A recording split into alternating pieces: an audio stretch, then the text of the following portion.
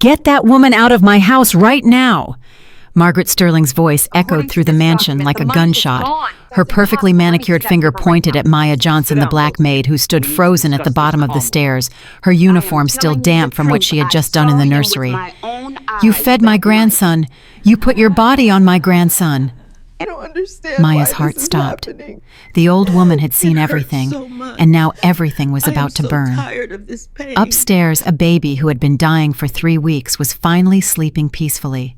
His belly was full for the first time in his life. Maya had saved him.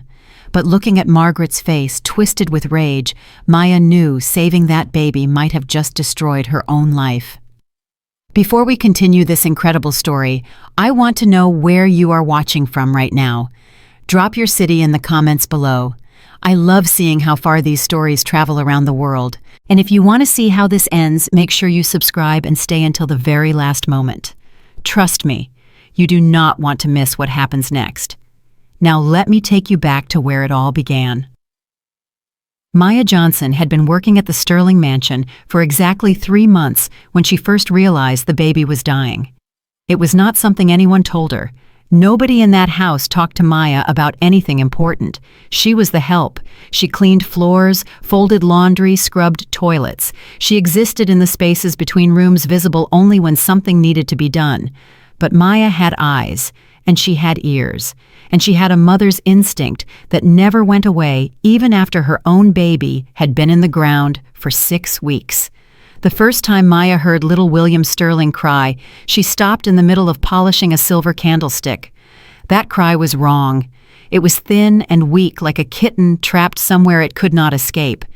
It did not sound like a healthy newborn. It sounded like something was breaking. She asked the cook about it that afternoon. "Mrs. Patterson is the baby, all right. He sounds like he's in pain." The cook, a heavy Irish woman who had worked for the Sterlings for 15 years, just shook her head. "Don't ask questions that aren't your business, Maya. That family has enough problems without the new maid getting involved." Maya nodded and went back to work. She had learned that lesson long ago. Black women who asked too many questions in white people's houses did not stay employed for very long. But she could not stop listening. Every day the crying got worse, and every day Maya noticed something else. Victoria Sterling, the baby's mother, was falling apart.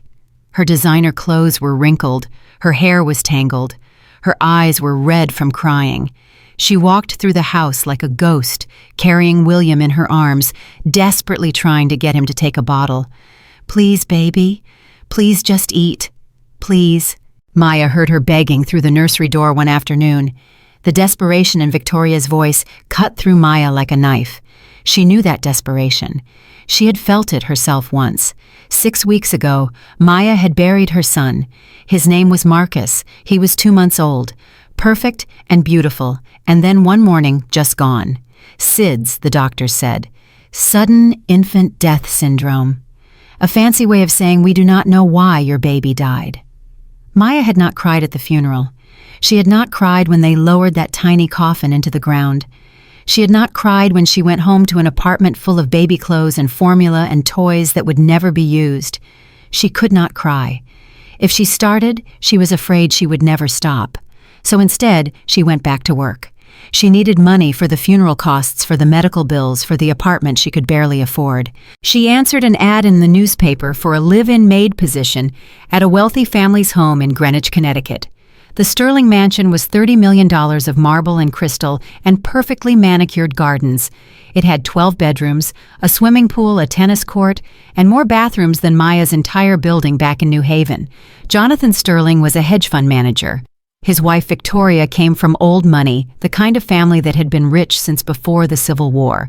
They had married 2 years ago in a ceremony that cost more than Maya would make in a decade. And 3 weeks before Maya started working there, they had brought home their first child, a son, William Charles Sterling, heir to everything. But something was wrong with William. The first week Maya assumed it was normal newborn fussiness. Babies cried. Babies took time to adjust. She did not think much of it. The second week, she noticed the doctors. First 1, then 2, then 3. They came at all hours carrying bags of equipment, speaking in low voices. She overheard words like feeding disorder and failure to thrive, and we've never seen anything like this. By the third week, Maya understood. The baby was starving to death. It did not make sense. The Sterlings had unlimited money. They could afford the best formula, the best doctors, the best everything. But none of it mattered because William refused to eat. He would not take a bottle. He would not take formula. He screamed every time anyone tried to feed him, arching his back and turning his head away. It was like he was allergic to survival itself. "Maybe he's just not hungry," Jonathan Sterling said one night. Maya was dusting the hallway and heard him through the open door of the master bedroom. "Not hungry?" Victoria's voice was high and hysterical. "He's lost almost a pound since we brought him home. His skin is turning gray. The doctors say if he doesn't start eating soon, he'll... She could not finish the sentence. Maya's hands tightened on her duster. She knew what came after that sentence. She knew it better than anyone in that house. The next morning, everything changed. Maya arrived at 6 o'clock, same as always. She entered through the service door, same as always. She put on her uniform, same as always. But nothing else was the same. The screaming hit her before she reached the main hallway. Not baby screaming, adult screaming. The kind of sound that means someone has been pushed past their breaking point. Maya ran toward the noise. She knew she should not. She knew it was not her place, but she could not help herself. She found them in the nursery. Victoria was on the floor. Her silk robe was stained with formula and vomit. Her hair hung in tangled strings around her face. She was holding William and rocking back and forth, crying so hard she could barely breathe. Jonathan was pacing the room like a caged animal. His shirt was wrinkled. His eyes were bloodshot. His phone was pressed to his ear. "I don't care what time it is," he shouted. "My son is dying. Get someone here now." He slammed the phone against the wall. It shattered into pieces. Victoria flinched but did not stop rocking. Maya stood in the doorway, frozen. She knew she should not be there. She knew she should turn around and walk away and pretend she had not seen anything. But then she looked at William, and her heart stopped. The baby was gray. Not pale, not pink, not any color a healthy baby should be. Gray. His cheeks were sunken. His arms were like little sticks. His eyes were dull and unfocused. Maya had seen that look before, in her own son's face, 3 days before he died. "What are you staring at?" Jonathan's voice cut through her shock. He was looking at her with raw hatred in his eyes. "Get out. This is none of your business." Maya backed away. She stumbled down the hallway to the kitchen. Her hands were shaking so badly she could barely pour the coffee. That baby was going to die. She knew it with absolute certainty. Unless someone did something, William Sterling would be dead within a week. Maybe less. And Maya was the only person in that house who could save him. The thought came to her suddenly, completely like a door opening in her mind. She still had milk. Lots of it. Her body did not know Marcus was gone. She had been binding her breasts, taking medication to dry up, but nothing worked. The milk kept coming day after day, painful and heavy and useless. She had milk, and William was starving. It was insane. It was dangerous. It was the kind of thing that could destroy her life. But that baby was dying. Maya gripped the edge of the kitchen counter and tried to breathe. She could not do this. She could not cross that line. There were rules. There were boundaries. Black maids did not nurse white babies, not in this century, not in this house.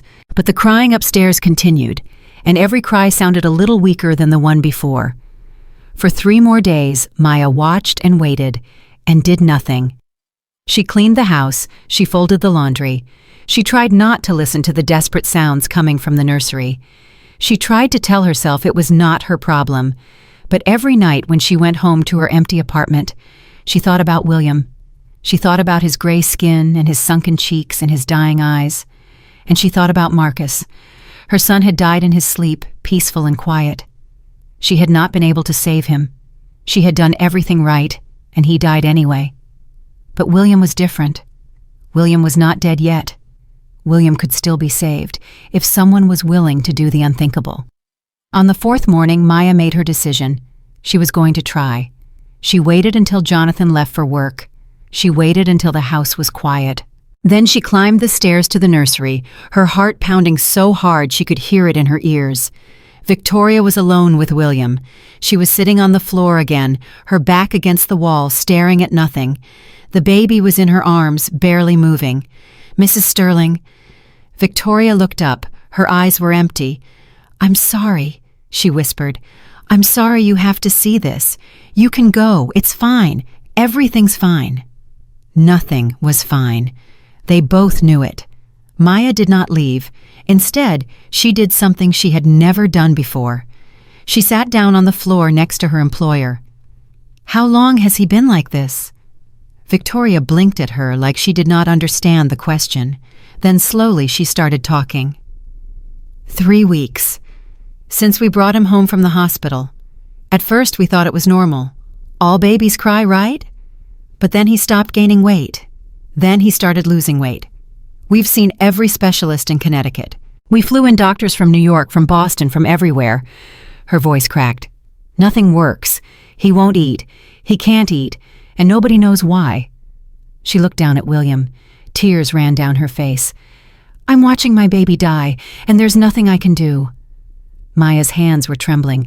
She knew what she was about to say would change everything. There would be no going back, no pretending it never happened. "Mrs. Sterling, can I tell you something?" Victoria looked at her, waiting. "I lost my baby 6 weeks ago. He was 2 months old. SIDS. One morning he just didn't wake up." Victoria's hand flew to her mouth. "Oh God, I'm so sorry, I had no idea." "My body doesn't know he's gone," Maya continued. Her voice was barely a whisper now. "I still have milk, lots of it. It hurts all the time because I have no baby to feed." She paused, took a breath. What if the problem isn't the formula? What if William just needs something different, something natural? For a long moment, neither woman moved. The only sound was William's weak, raspy breathing. Victoria understood. Maya could see it in her eyes. She understood exactly what Maya was offering. "Are you saying you would—" Maya nodded. "I don't know if it will work, but I can try, if you want me to, if you're desperate enough." Victoria stood up slowly. She walked to the nursery door, and she locked it. "Please," she whispered. "Please try. I don't care about anything else. I just want my baby to live." Maya's hands were shaking as she took William from his mother's arms. The baby was so light. She could feel every tiny rib through his onesie. This was wrong. Everything about this was wrong. She was crossing every line that existed between a black maid and a wealthy white family. But that baby was dying. Maya sat down in the rocking chair. She adjusted her uniform. Victoria turned away, giving her privacy, and Maya brought William to her breast. For a moment, nothing happened. The baby lay limp in her arms, barely conscious. Then his nose twitched, his head turned slightly, and suddenly, desperately, he latched on. Maya gasped. The sensation was painful after weeks of engorgement, but it was also relief. Finally, blessedly, her body was doing what it was designed to do. William drank. Not the weak sucking he did with bottles. This was strong and hungry and alive. His tiny hands pressed against Maya's skin. His eyes, which had been dull and unfocused, suddenly looked directly at her. Tears ran down Maya's face. She did not know if she was crying for William or for Marcus. Maybe both. Maybe neither. Maybe she was crying for every mother who had ever held a baby in her arms and prayed for a miracle. For 10 minutes, William fed. Then he fell asleep. Really asleep.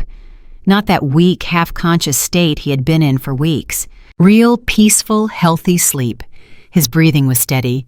His face already looked less gray. Victoria was crying too. She came over and looked down at her sleeping son. "He ate," she whispered.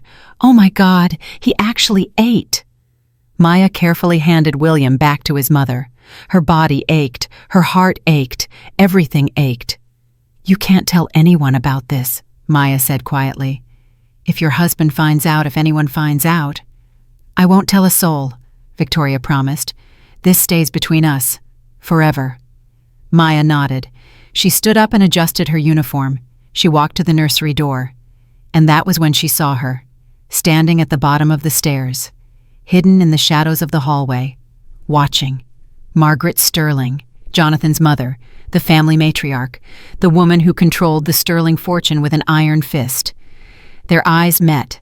Margaret's face was twisted with something Maya had never seen before.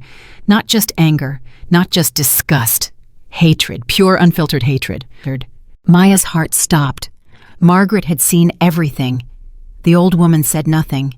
She just stood there in the darkness, her cold blue eyes burning into Maya like hot coals. Then without a word, she turned and walked away.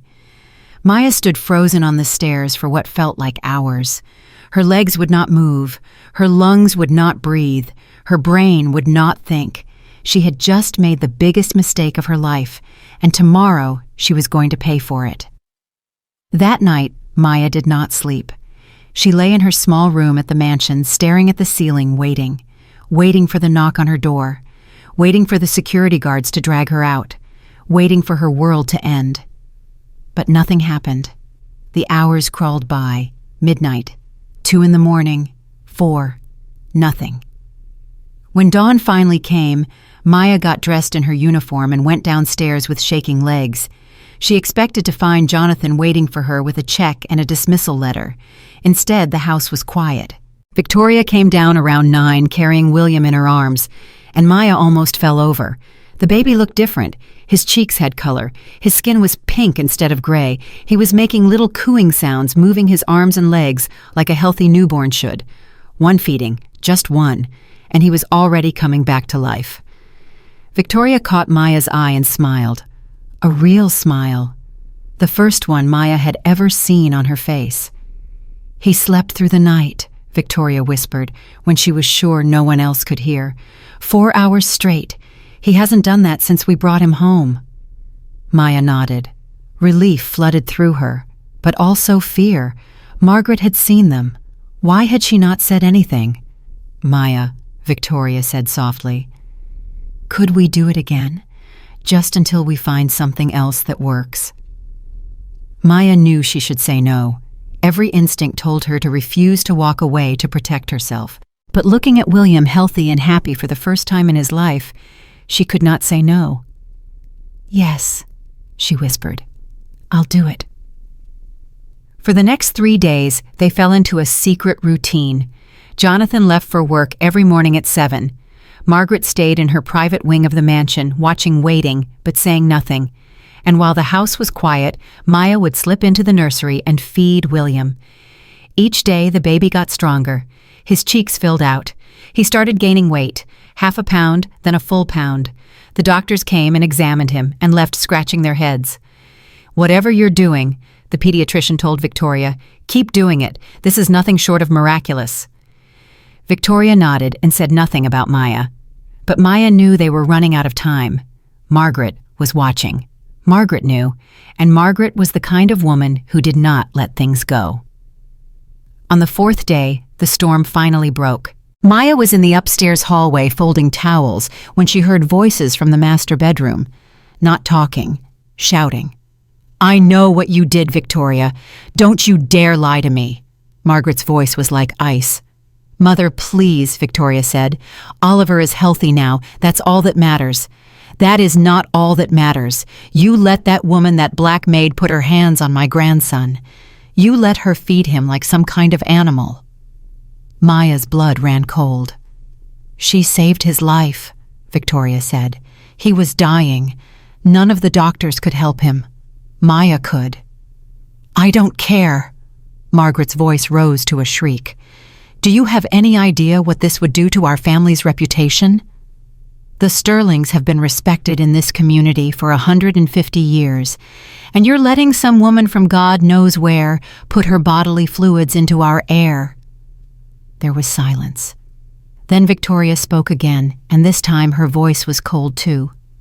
"Her name is Maya, and she's not some woman. She's a grieving mother who lost her own baby 6 weeks ago and still had the compassion to help us when no one else could." "Compassion?" Margaret laughed bitterly. "Is that what we're calling it? I call it inappropriate. I call it disgusting. I call it a violation of everything proper and decent." Proper and decent. Victoria's voice cracked. My baby was dying, Margaret. Dying. What was I supposed to do? Watch him waste away because feeding him naturally wasn't proper enough for you? You were supposed to trust the doctors. You were supposed to behave like a sterling. You were supposed to remember your place in this family. My place. My place is to be William's mother, and I will do whatever it takes to keep him alive, even if that means breaking every precious rule you've ever made. The slap echoed through the hallway. Maya flinched. She heard Victoria cry out in pain. You will fire that woman today, Margaret said. Her voice was low and dangerous now. Or I will cut you off. You, Jonathan, and that baby. Not 1 cent of sterling money will ever touch your hands again. You wouldn't. Try me. Footsteps. The bedroom door flew open. Margaret came out and saw Maya standing there with her arms full of towels. Their eyes met again. Eavesdropping too, Margaret said. How typical. She walked toward Maya slowly, deliberately, like a predator approaching prey. I know what you are, Margaret whispered. I know what you did, and I'm going to make sure you never work in this state again. I'm going to make sure everyone knows what kind of woman you really are. Maya said nothing. She could not speak. She could barely breathe. Pack your things, Margaret said. You're leaving today. She walked past Maya and disappeared down the hallway. Maya stood there for a long moment. Then slowly she turned around. Victoria was standing in the doorway of the master bedroom. Her cheek was red where Margaret had slapped her. Tears were running down her face, but her eyes were not defeated. They were furious. Don't pack anything, Victoria said. You're not going anywhere. Mrs. Sterling, I can't stay. She'll destroy you. She'll take everything. Let her try. Victoria walked toward Maya. I've spent my whole marriage being afraid of that woman, doing what she says, following her rules. But this is different. This is my son, and I will burn this entire family to the ground before I let her hurt him. She took Maya's hands. Please stay. Just a few more days. Give me time to fight back.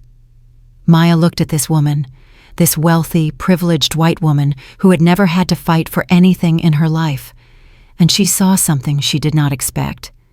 She saw a mother, a real mother, the kind who would go to war for her child. Okay, Maya whispered. I'll stay. Victoria squeezed her hands. Thank you. And Maya, there's something you should know. Something I found last night in Margaret's study. She leaned closer. Her voice dropped to barely a whisper. Letters, old letters from 50 years ago, from a black woman named Dorothy.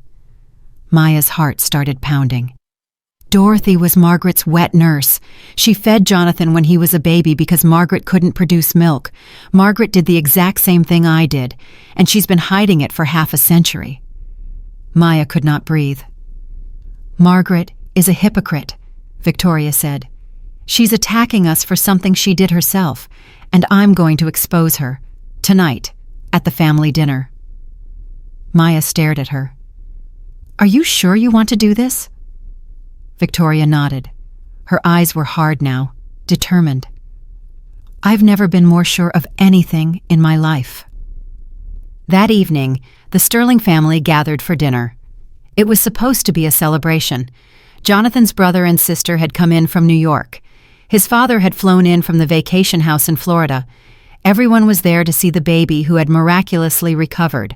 Margaret sat at the head of the table smiling like a queen surveying her kingdom. She had no idea what was coming. Maya served the food with shaking hands. She was not supposed to be there. Margaret had ordered her to leave, but Victoria had insisted she stay. I want her to see this, Victoria had said. I want her to see Margaret fall. The dinner conversation was polite and meaningless. Jonathan talked about work. His brother talked about golf. His sister talked about her new apartment in Manhattan. And then Victoria stood up. Before we finish, she said, I have something to share with everyone. Margaret's smile flickered, just for a moment. I've been told that what I did for William, what saved his life, was inappropriate and shameful. Victoria's voice was steady. I've been told that I crossed lines that should never be crossed, that I betrayed the Sterling family name. Jonathan frowned. Victoria, what are you talking about? "I'm talking about the truth," Victoria said. "The truth about what saved our son, and the truth about Margaret." She pulled out a wooden box from under her chair. Inside were yellowed letters, faded photographs, old receipts. 50 years ago, Victoria said, Margaret Sterling was unable to breastfeed her son Jonathan. Her milk never came in. The doctor said the baby would die if they didn't find a solution. Margaret's face went white.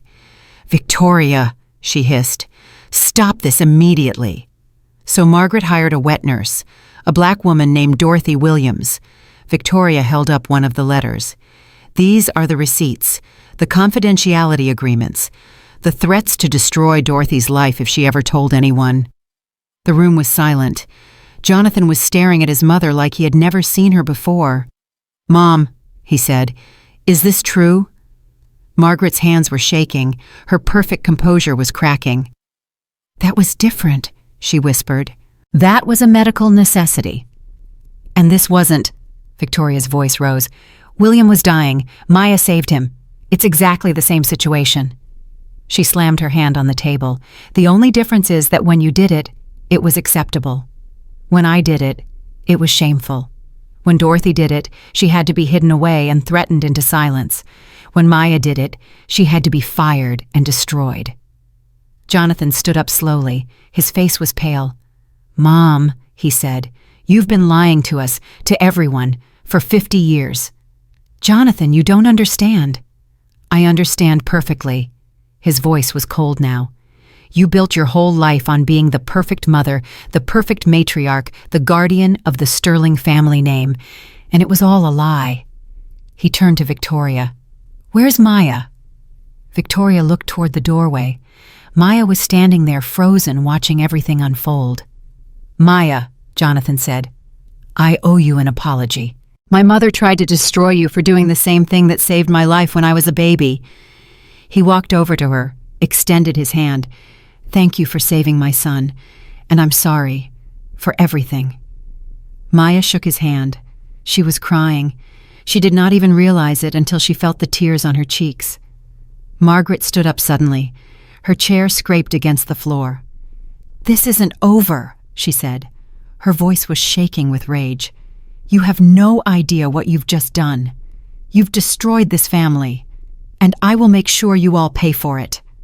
She turned and walked out of the dining room. The front door slammed behind her, and Maya knew with absolute certainty that Margaret was right. This was not over. It was just beginning. The silence after Margaret left lasted only a few seconds, but it felt like hours. Jonathan was the first to speak. He turned to his father, who was still sitting at the table with his napkin clutched in his hands like a lifeline. "Dad, did you know about this?" Charles Sterling looked at his son with eyes that held 50 years of secrets. "It was a different time," he said quietly. "Your mother was very sick after you were born. The doctor said you would die if we didn't find someone to feed you. Dorothy was the only option."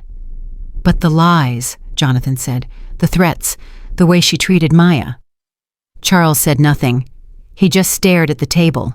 Jonathan's sister stood up abruptly. Her face was twisted with disgust. "This is exactly why I moved to Manhattan," she said. "This family is toxic. You're all toxic." She grabbed her purse and walked out without looking back. Jonathan's brother followed a moment later, muttering something about an early flight. Within 10 minutes, the dining room was empty, except for Jonathan, Victoria, Maya, and Charles. Victoria walked over to Maya and took her hands. "Are you okay?" Maya nodded, but she was not okay. Her whole body was shaking. She had just watched a powerful family tear itself apart, and she was standing in the middle of the wreckage. "I should go," Maya whispered. "I should leave before she comes back." "You're not going anywhere," Jonathan said. His voice was firm now, decisive. "My mother doesn't get to decide who works in my house, not anymore." He looked at Victoria. "We need to call our lawyers, tonight. I want to know what Margaret might try to do next." Victoria nodded. She squeezed Maya's hands one more time before letting go. "Go get some rest," she said. "We'll handle this." But Maya could not rest. She lay in her small room, staring at the ceiling, listening to the sounds of the house. Doors opening and closing, Voices on the phone. The distant cry of William, hungry again, needing her. Around midnight, there was a soft knock on her door. It was Victoria. "He won't settle," she said. Her eyes were red from crying. "He keeps fussing. I think he needs you." Maya followed her to the nursery. William was in his crib, whimpering, his tiny fists waving in the air. The moment Maya picked him up, he calmed down.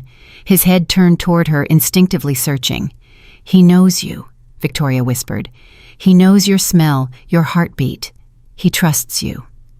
Maya fed William while Victoria sat nearby watching. Neither of them spoke. There was nothing to say. When William finally fell asleep, Maya placed him gently in his crib and turned to leave. "Maya," Victoria said softly.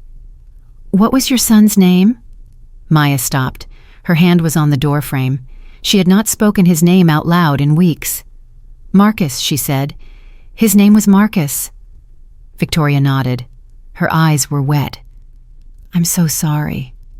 Maya walked back to her room, and for the first time since the funeral, she cried. The next 2 weeks were strangely peaceful. Margaret had disappeared. Nobody knew where she went. Jonathan called her phone dozens of times, but she never answered. Charles said she had gone to stay with her sister in Philadelphia, but he did not sound convinced. Without Margaret's shadow hanging over the house, everything felt lighter. Jonathan started coming home earlier from work. He would sit in the nursery and watch William sleep, his face soft, with a love Maya had never seen in him before. Victoria became Maya's closest friend. They talked for hours while William napped.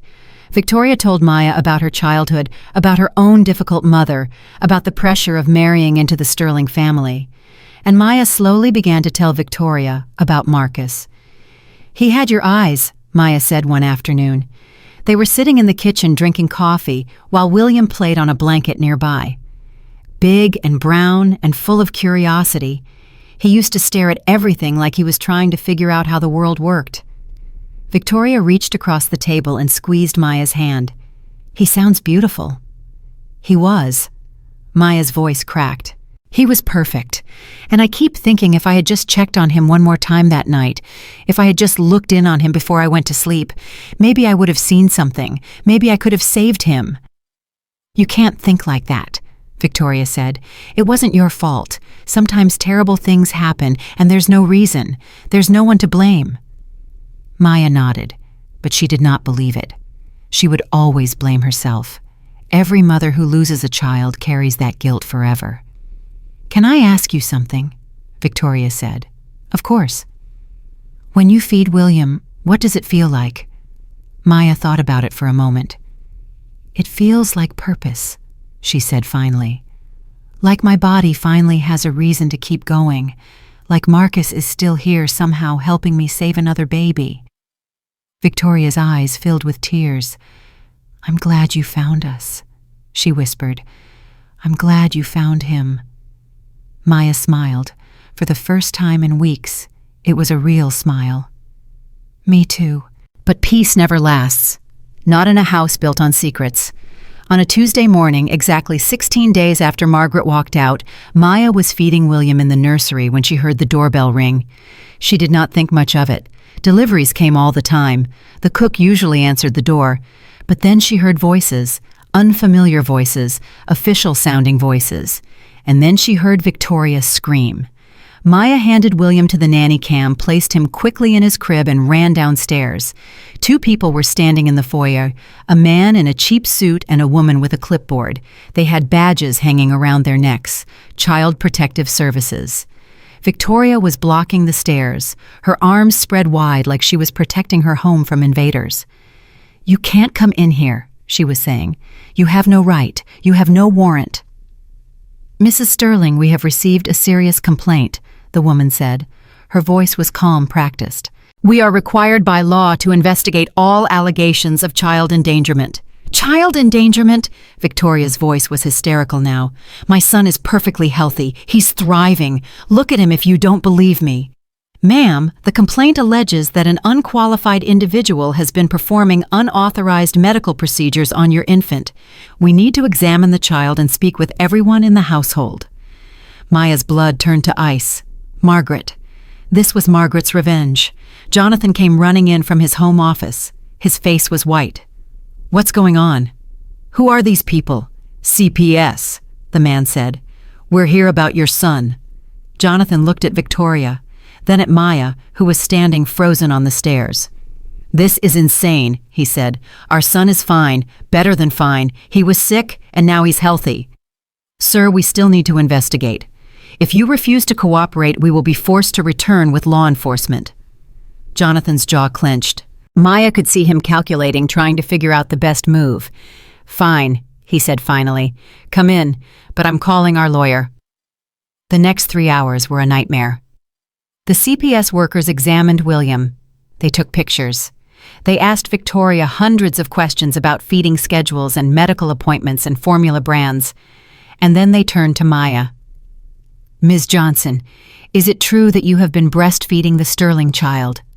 Maya looked at Victoria. Victoria nodded slightly. "Yes," Maya said, "but only because he was dying. He wouldn't take formula. He was starving to death. I saved his life." The woman wrote something on her clipboard. "Are you a licensed medical professional?" "No." "Do you have any training in infant nutrition or lactation?" "No, but I'm a mother. I know how to feed a baby." "Ma'am, what you did could be considered practicing medicine without a license. It could also be considered child endangerment." Maya felt the ground shift beneath her feet. "I didn't endanger anyone. I saved him. Ask the doctors. They'll tell you he was dying before I helped." "We will be speaking with the doctors," the woman said. "In the meantime, we need to consider the safety of the child." Jonathan stepped forward. "What does that mean?" The CPS workers exchanged a look. "Given the serious nature of the allegations, we are placing William in temporary protective custody pending the outcome of our investigation." Victoria collapsed against the wall. "No, no, you can't take my baby. Please, please don't take my baby." "Mrs. Sterling, this is for the child's safety. He will be placed with a licensed foster family until we complete our investigation." "He's safe here." Victoria was sobbing now. "He's healthy. He's happy. You can't take him." But they could, and they did. Maya watched as the CPS workers carried William out of the house. The baby was crying, reaching his tiny arms back toward the only home he had ever known. Victoria crumpled to the floor. Her screams echoed through the mansion. Jonathan stood frozen, his face gray with shock, and Maya stood on the stairs watching her world collapse, knowing that she was the reason this was happening. Margaret had won. The days that followed were the worst of Maya's life. Victoria stopped eating. She stopped sleeping. She wandered through the house like a ghost going into the empty nursery, over and over again, touching the crib where William used to sleep. Jonathan buried himself in phone calls with lawyers. He was on the phone constantly shouting, demanding, threatening. But nothing seemed to help. And Maya blamed herself. She should have said no that first day. She should have walked away. She should have known that crossing those lines would destroy everyone. "This is my fault," she told Victoria one night. They were sitting in the dark nursery, surrounded by baby clothes and toys that had no baby to use them. "If I hadn't fed him, if I had just minded my own business, then he would be dead," Victoria said. Her voice was flat empty. "He would have died in this room in my arms, and I would have had to bury my son. At least now he's alive somewhere. At least now there's a chance. What if they don't give him back?" Victoria did not answer. She just stared at the empty crib. 3 days after William was taken, Maya received a letter. It was from the Connecticut State Board of Health. They were investigating her for practicing medicine without a license. If found guilty, she could face criminal charges. Maya read the letter 3 times before the words sank in. She was going to be arrested for saving a baby's life. She called Victoria immediately. "I just got a letter. They're pressing charges against me." Victoria was silent for a moment. "Come to the house, right now. We need to talk." When Maya arrived, Jonathan and Victoria were waiting in the living room. Their lawyer was there too, a sharp-eyed woman in an expensive suit. "Sit down," the lawyer said. "We have a lot to discuss." Maya sat. "The good news is that the criminal charges are unlikely to stick," the lawyer said. Breastfeeding is not technically a medical procedure, and you didn't administer any drugs or perform any surgery. At most, you might face a misdemeanor charge, which we can probably get dismissed. And the bad news? Maya asked. The bad news is that CPS is not going to return William unless we can prove that the original complaint was filed in bad faith. We need to show that Margaret Sterling fabricated these allegations to punish Victoria for exposing her secrets. How do we do that? The lawyer looked at Jonathan. We find Dorothy Williams, the woman who nursed Jonathan 50 years ago. If she's willing to testify about what Margaret did to her, we can establish a pattern of behavior. We can show that Margaret is not a credible witness. Jonathan nodded. I've already hired investigators. They're looking for her now. How long will that take? Victoria asked. Her voice was desperate. I don't know. A few weeks, maybe? It depends on whether she's still alive and whether she's willing to talk. Victoria closed her eyes.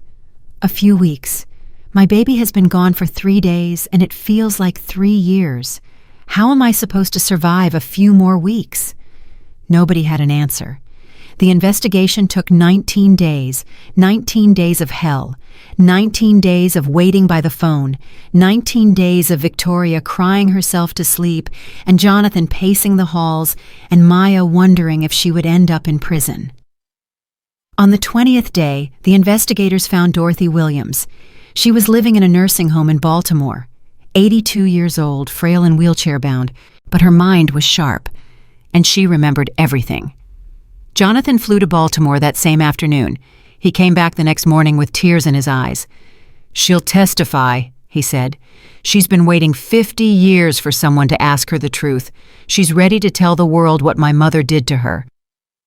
The hearing was scheduled for the following Friday.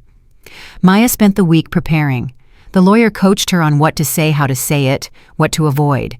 She practiced her testimony over and over again until she could recite it in her sleep. But nothing could prepare her for walking into that courtroom. It was a small room, wood-paneled walls, a judge behind a high bench, tables for the lawyers on each side. Margaret was there. She sat in the back row, wearing a black dress like she was attending a funeral. Her face was pale and drawn. She looked smaller than Maya remembered, but her eyes were the same. Cold, calculating, undefeated.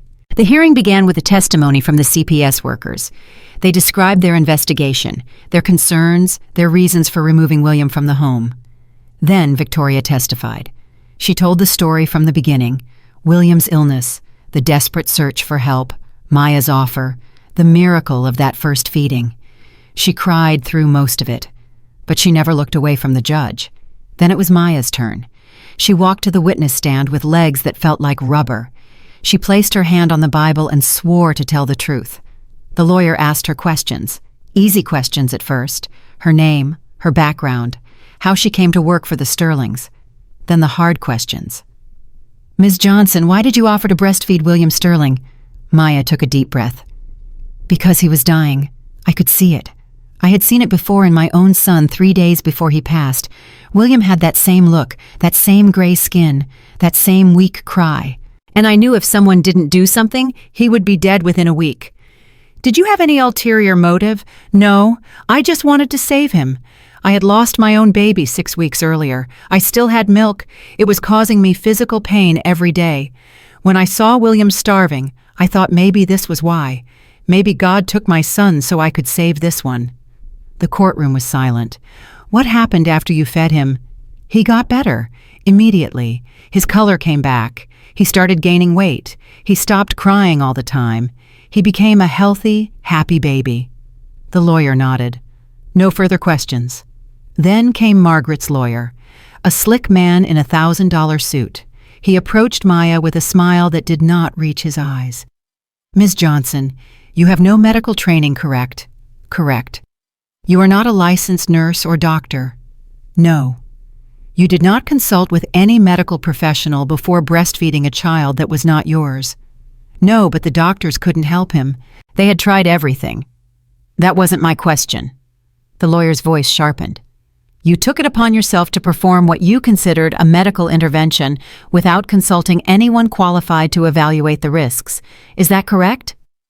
Maya hesitated. I was trying to save his life." "That's not what I asked. Yes or no, Ms. Johnson? Did you consult a medical professional before breastfeeding William Sterling?" "No." The lawyer smiled. "No further questions." Maya walked back to her seat, feeling like she had just been gutted. But then Dorothy Williams was wheeled into the courtroom. She was tiny and frail, wrapped in a blanket despite the warm room. Her white hair was thin and wispy. Her hands trembled in her lap, but when she looked at Margaret, her eyes were steady. "Mrs. Williams," the lawyer said gently, "can you tell the court about your relationship with Margaret Sterling?" Dorothy nodded slowly. "I was 22 years old when I met her. Young and poor and desperate. I had a baby of my own to feed and I needed money. A friend told me about a wealthy family looking for a wet nurse. I didn't even know what that was, but I needed the money, so I went." "What happened when you arrived at the Sterling home?" "Margaret was sick, very sick. She had almost died giving birth. Her milk never came in. The baby Jonathan was starving. The doctor said he would die if they didn't find someone to feed him. And you agreed to help." "I did. I fed that baby for 6 months, every day. He grew strong and healthy because of me." "How did Margaret treat you during this time?" Dorothy's face hardened. "Like I was something dirty. She needed me, but she hated me for it. She made me enter through the back door. She made me wear special clothes so I wouldn't touch anything in the house. She never once said thank you." "What happened when Jonathan was weaned?" "She paid me a lot of money, but she also made me sign papers. She said if I ever told anyone what I had done, she would destroy me. She would take my daughter away. She would make sure I never worked again." Dorothy's voice cracked. "I was scared. So I stayed quiet. For 50 years I kept her secret. I was so ashamed of what I had done, even though I knew I had saved that baby's life." She looked directly at Margaret.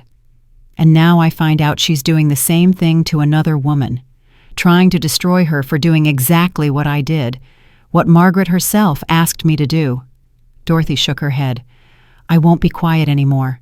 Maya Johnson is a hero. She saved that baby's life, and Margaret Sterling is a hypocrite who should be ashamed of herself."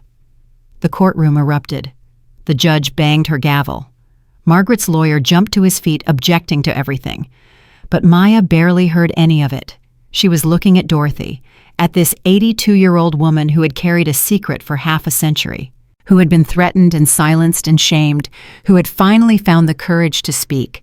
And Maya thought about all the women like Dorothy, all the black women throughout history who had nursed white babies, who had given their milk and their love and their bodies to keep other people's children alive, who had been hidden away and forgotten and erased from the story. They deserved to be remembered. They deserved to be honored. And Maya was going to make sure the world knew their names. The judge called for a recess. When she returned, her face was grim. "Based on the testimony I have heard today, I am dismissing all charges against Maya Johnson. The complaint filed against the Sterling family appears to have been made in bad faith as retaliation for personal grievances rather than legitimate child safety concerns." Victoria grabbed Jonathan's arm. "Furthermore, I am ordering the immediate return of William Sterling to his parents. There is no evidence of child endangerment. There is only evidence of a family willing to do whatever it took to save their child's life." Victoria burst into tears. Jonathan hugged her tight. Maya sat very still, afraid to move, afraid to breathe. It was over. They had won. But when she looked at Margaret, still sitting in the back row, Maya saw something that made her blood run cold. Margaret was smiling. That smile haunted Maya for days. William came home the next morning. Victoria held him so tight Maya was afraid she might hurt him. Jonathan stood beside them, his hand on Victoria's back, tears streaming down his face. It should have been a moment of pure joy.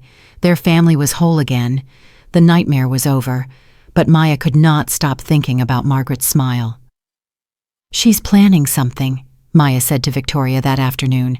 They were in the nursery watching William sleep peacefully in his crib. "I saw her face when the judge made her ruling. She wasn't defeated. She was calculating." Victoria shook her head. "She lost. The judge dismissed everything." What else can she do? I don't know. But I know that woman. She doesn't give up. She doesn't accept defeat. She finds another way. Victoria reached out and squeezed Maya's hand. Whatever she does, we'll handle it. Together. We beat her once. We can beat her again. Maya wanted to believe her. She really did. But late that night, when the house was quiet and everyone was asleep, Maya heard something. A car engine outside, headlights sweeping across her window. She got up and looked out. A black sedan was parked at the end of the driveway. Someone was sitting inside watching the house. Maya's heart started pounding. She stood at the window for 10 minutes barely breathing until the car finally pulled away. The next morning she told Jonathan about it. It was probably nothing, he said. Paparazzi maybe. The hearing made the news. People are curious. It didn't feel like paparazzi. Jonathan sighed. Look, Maya, I understand you're scared. We all are, but we can't live in fear forever. My mother lost. The court sided with us. It's over. But it was not over. 3 days later, Maya received a phone call. Ms. Johnson, this is Detective Sarah Mitchell from the Greenwich Police Department. We need you to come in for questioning. Maya's blood ran cold. Questioning about what? I can't discuss that over the phone. Can you come to the station this afternoon? Maya went. She did not tell Victoria or Jonathan. She did not want to worry them until she knew what was happening. The police station was cold and gray. Detective Mitchell was a heavy-set woman with tired eyes and a no-nonsense attitude. She led Maya to a small interrogation room and closed the door. Ms. Johnson, do you know a woman named Patricia Davis? Maya shook her head. No, I've never heard that name. The detective slid a photograph across the table. It showed a young black woman, maybe 25, with braided hair and sad eyes. She claims she knows you. She says you worked together at a restaurant in New Haven about 8 years ago. Maya looked at the photo more closely. Something about the face was vaguely familiar, but she could not place it. I worked at a lot of restaurants 8 years ago. I don't remember everyone. Ms. Davis made a very serious allegation yesterday. She claims that you stole money from her, $5,000. She says she's been looking for you for years, and she finally saw your face on the news after the custody hearing. Maya felt the room spin. That's a lie. I never stole anything from anyone. She has documentation, bank records showing the money was withdrawn from her account, a police report from 2017 naming you as a suspect. That's impossible. I was never a suspect in anything. I've never been arrested. I've never even had a parking ticket. The detective leaned back in her chair. Ms. Johnson, I'm going to be honest with you. This case is strange. The timing is suspicious. A woman comes forward with an 8-year-old theft allegation right after you win a highly publicized court case against one of the wealthiest families in Connecticut. Maya's heart was pounding so hard she could hear it. Margaret Sterling, she whispered. She's behind this. That's what I'm thinking too, but I still have to investigate. I still have to follow up on the allegation. And if the documentation checks out, I'm going to have to arrest you. Maya could not breathe. How long do I have? A few days. Maybe a week. I need to verify the bank records and the original police report. If they're fabricated, this whole thing goes away. If they're not... She did not finish the sentence. She did not have to. Maya walked out of the police station in a daze. The world felt unreal, like she was watching herself from outside her own body. Margaret was not finished. She was never going to be finished. She was going to keep coming, keep attacking, keep trying to destroy Maya until there was nothing left. When Maya got back to the mansion, Victoria was waiting for her at the door. Where have you been? I was worried sick. Maya told her everything. The phone call, the police station, the mysterious woman with the theft allegation. Victoria's face went pale. That evil woman, that absolute monster. She's going to have me arrested. She's going to fabricate evidence and put me in prison. No. Victoria's voice was hard now. No, she's not, because we're going to stop her. She pulled out her phone and called Jonathan. Get home, now. We have a problem. An hour later, they were all gathered in Jonathan's study. Jonathan, Victoria, Maya, and the lawyer who had won them the custody case. This is what we know, the lawyer said. Patricia Davis is a real person. She does have a criminal record. Fraud, identity theft, forgery. She's been in and out of prison for the last decade. So she's a professional liar, Jonathan said. Exactly. And someone is paying her to lie about Maya. Can you prove that? The lawyer hesitated. Not yet, but I have investigators working on it. If we can find a connection between Patricia Davis and Margaret Sterling, a payment, a phone call, anything, we can blow this whole thing open. How long will that take? I don't know. Days, maybe weeks. Maya shook her head. I don't have weeks. The detective said she might arrest me in a few days. The room fell silent. Jonathan stood up and walked to the window. He stood there for a long moment, staring at nothing. My mother has spent her entire life controlling people, he said quietly, manipulating them, destroying anyone who threatened her power. I watched her do it to my father, to my siblings, to everyone who ever crossed her. He turned around. I never thought she would do it to me. I never thought she would go this far. But I was wrong, and now I have to stop her. How? Victoria asked. By doing something I should have done years ago, by cutting her off completely, not just from us, but from everything. The family trust, the Sterling name, all of it. The lawyer raised an eyebrow. You want to disinherit your own mother. I want to protect my family, whatever it takes. He looked at Maya. You saved my son's life. You risked everything for him. I'm not going to let my mother destroy you. I don't care what it costs. Maya felt tears burning in her eyes. Thank you, she whispered. But even as she said it, she knew it might not be enough. Margaret had money connections power. She had spent 50 years building an empire of influence. Cutting her off from the family trust would hurt her, but it would not stop her.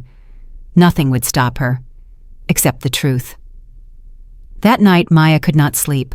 She lay in her bed staring at the ceiling, thinking about Patricia Davis, about the fake theft allegation, about the fabricated evidence.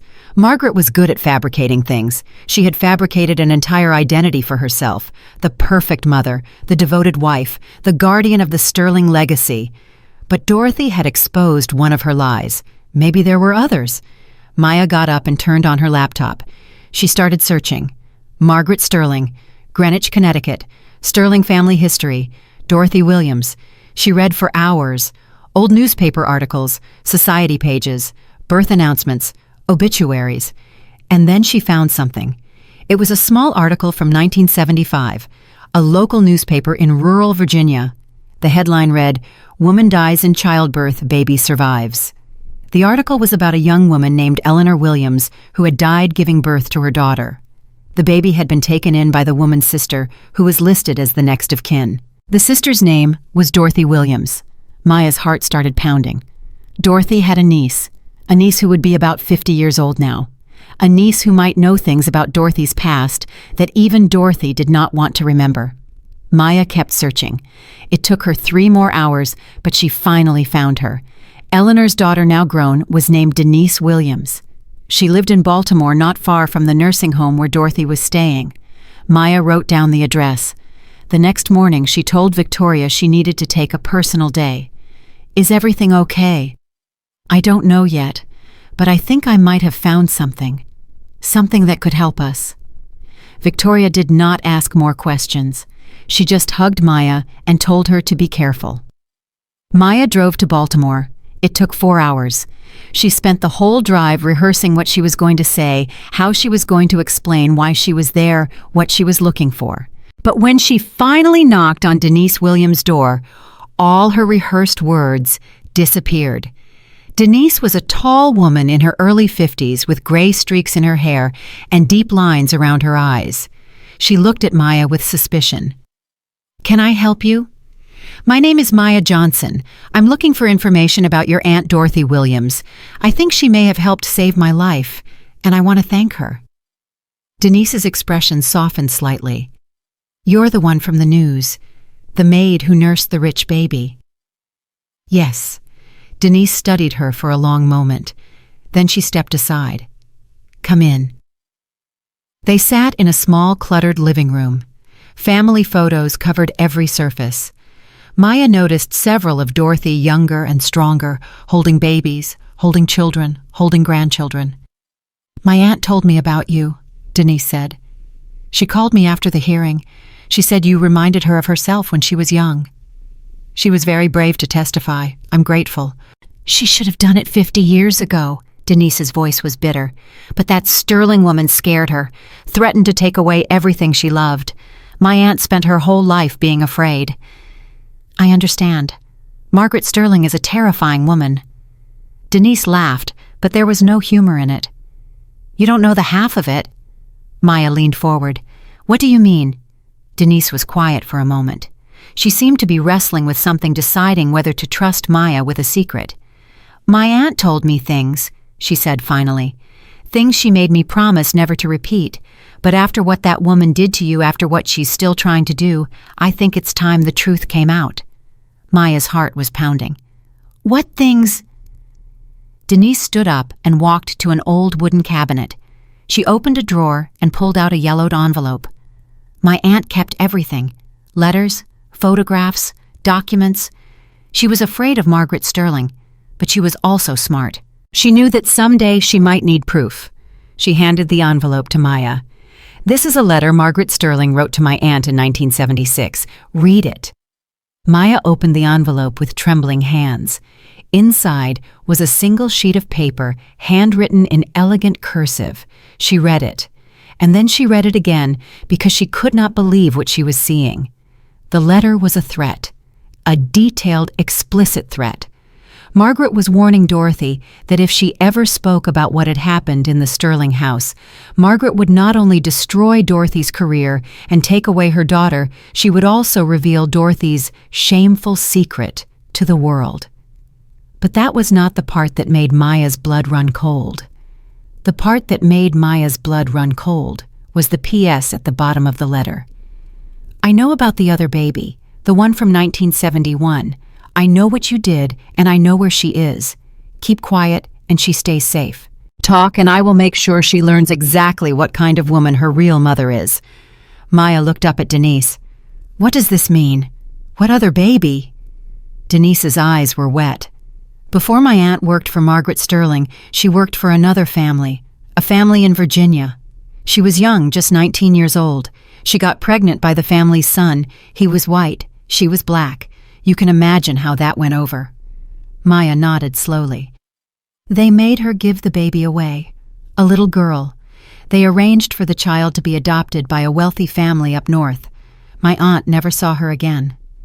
And Margaret knew about this. Margaret's family knew the family in Virginia. That's how she found out about my aunt in the first place. She knew Dorothy was desperate for money, desperate to support her sister and her sister's children, and she knew about the baby Dorothy had given up.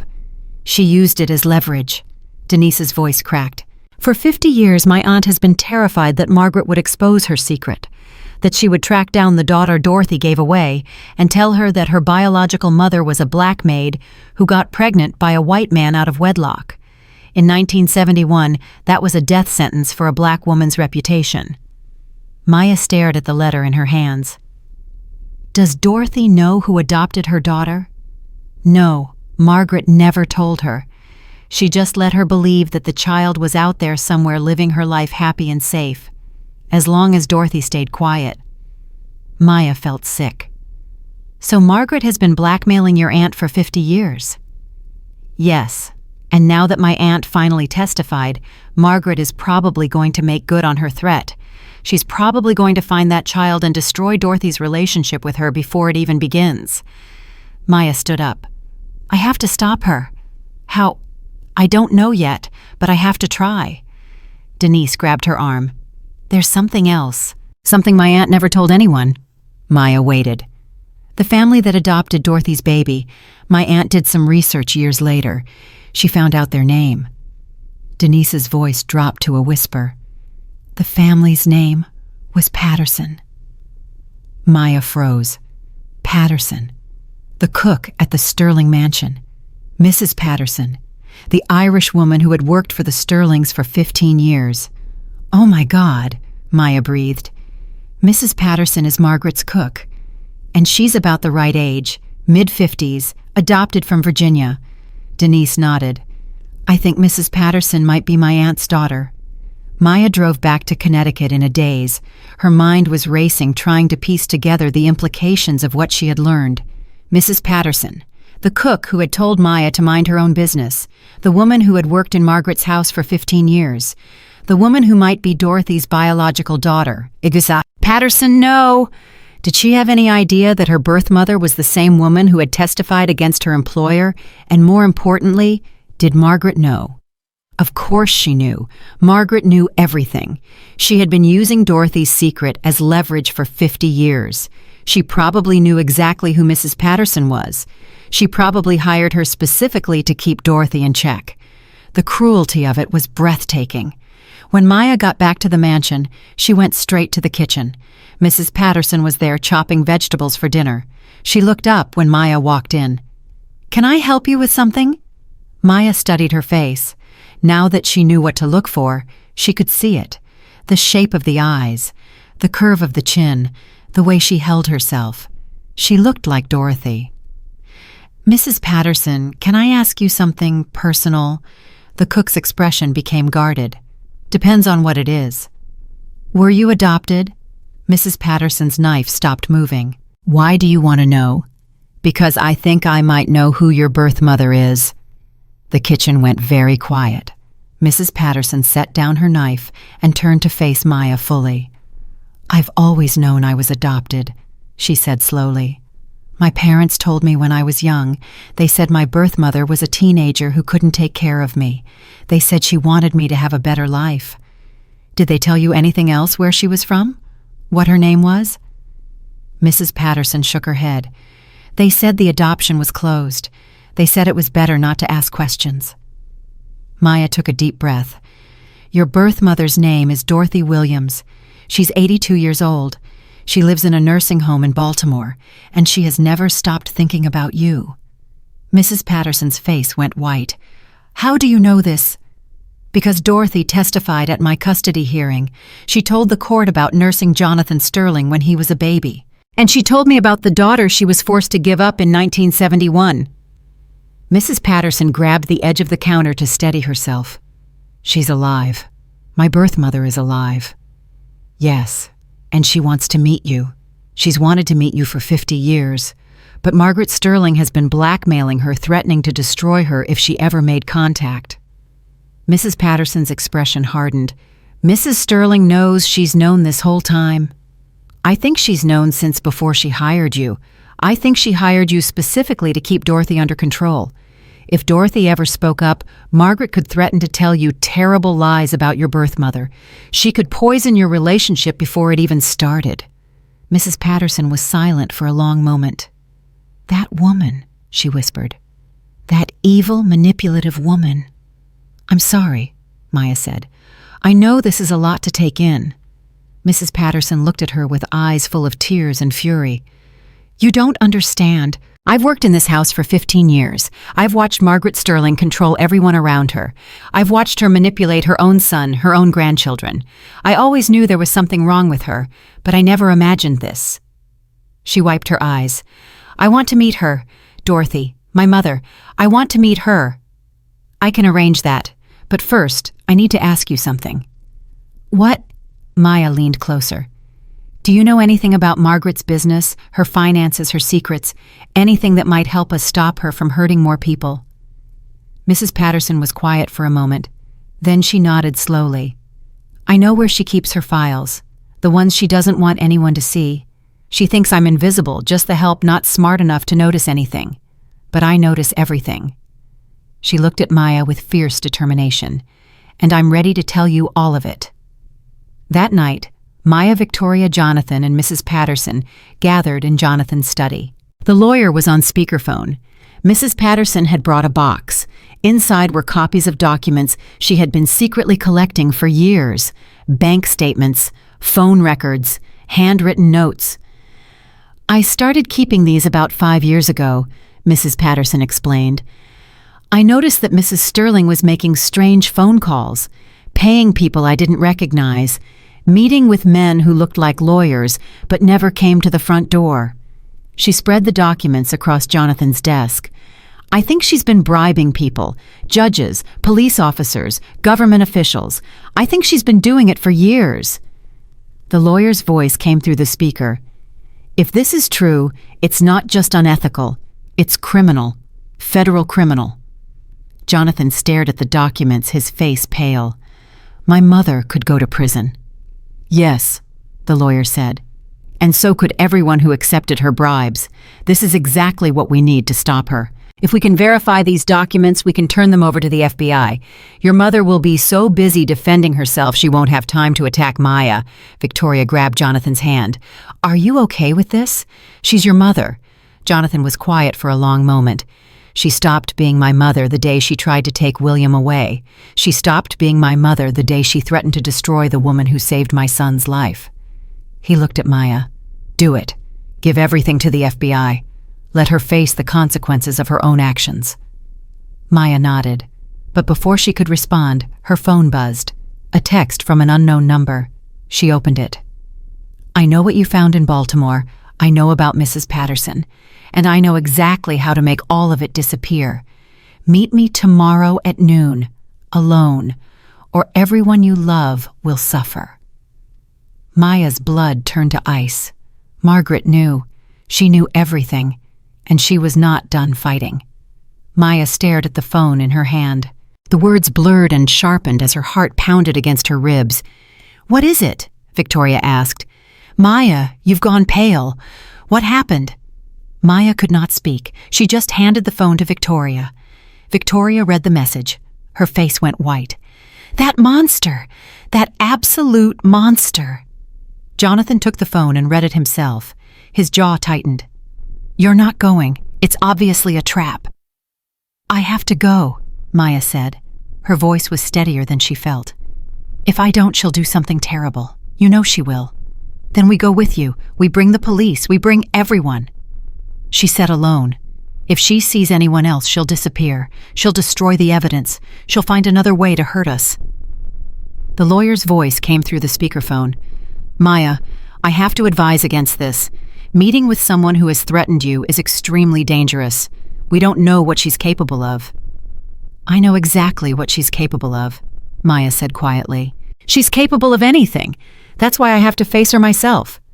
Mrs. Patterson stepped forward. Her eyes were still red from crying, but her voice was strong. "Let me come with you. I'm nobody to her. Just the cook. She won't even notice me." Maya shook her head. "She notices everything. She's been watching you for 15 years. She knows exactly who you are and what you mean to Dorothy." "Then what are we supposed to do? Just let you walk into her trap alone?" Maya took a deep breath. "I'm going to wear a wire. I'm going to record everything she says, and I'm going to get her to confess." Jonathan shook his head. "She's too smart for that. She'll know." "Maybe. But what choice do I have? If I don't go, she destroys everyone I care about. If I go without proof, she denies everything, and I'm the one who looks crazy." She looked at each of them in turn. "This is the only way. I have to try." Victoria grabbed her hands. "Maya, I can't lose you. William can't lose you. Please, there has to be another way." Maya squeezed Victoria's hands. "There isn't. But I'm not going to let her win. I promise you that." That night, Maya did not sleep. She lay in her bed staring at the ceiling, thinking about everything that had happened. About Marcus, about William, about Dorothy and Mrs. Patterson, and all the women whose lives had been destroyed by Margaret Sterling's cruelty. She thought about her own mother, who had died when Maya was 12, cancer. 6 months of watching her fade away, watching her become a skeleton, watching the light go out of her eyes. Her mother had taught her one thing before she died. One lesson that Maya had carried with her every day since. "Never let anyone make you feel small," her mother had said. "You are worthy, you are important, you matter, and don't you ever let anyone tell you different." Margaret Sterling had spent 50 years making people feel small, making them feel worthless, making them believe they deserved whatever cruelty she inflicted on them. It was time for that to end. The next morning, Maya got dressed carefully. She wore a simple black dress, nothing fancy. She wanted to look serious, professional, unafraid. The lawyer had arranged for a wire. It was tiny, hidden in the clasp of her necklace. No one would ever notice it. "We'll be listening the whole time," Jonathan told her. "The moment she says anything incriminating, we're calling the police. And if she doesn't, if she's too careful." Jonathan did not have an answer. Maya drove to the meeting place Margaret had specified. It was a small cafe in downtown Greenwich, the kind of place wealthy women went for afternoon tea and gossip. Margaret was already there when Maya arrived. She was sitting at a corner table wearing a cream-colored suit that probably cost more than Maya made in a month. Her silver hair was perfectly styled. Her makeup was flawless. She looked like a grandmother, a kind, gentle grandmother who baked cookies and read bedtime stories. Maya knew better. "Sit down," Margaret said. Her voice was calm, almost friendly. "Would you like some tea?" "No." "Suit yourself." Maya sat across from Margaret. The wire was recording everything.